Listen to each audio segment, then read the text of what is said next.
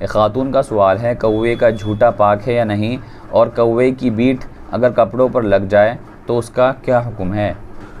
وہ پرندے جن کا گوشت نہیں کھایا جاتا ہے، جن کا گوشت حلال نہیں ہے، ان کا جھوٹا مکروہ ہے۔ لہذا اگر کوا کسی پانی کے گلاس میں یا دودھ میں، سالن میں منہ مار دے تو اس کا جھوٹا وہ مکروہ ہو جاتا ہے۔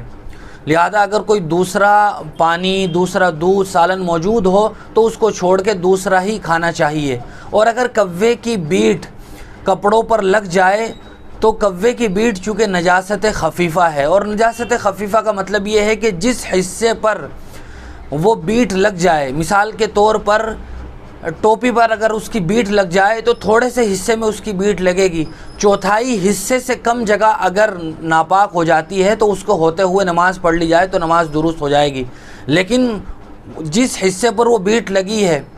اس حصے کے چوتھائی یا اس سے زیادہ جگہ وہ بیٹ پھیل جائے تو پھر وہ معاف نہیں ہوگی، بلکہ دھو کر پاک کر کے نماز پڑھنا ضروری ہوگا۔ اگر چوتھائی حصے سے کم لگی ہو، اور عام طور سے بیٹ بہت ہی کم جگہ میں لگتی ہے، اگر اس کے ہوتے ہوئے بھی نماز پڑھ لی جائے تو نماز درست ہو جائے گی، البتہ دھو کر پڑھنا یہ افضل اور بہتر ہے۔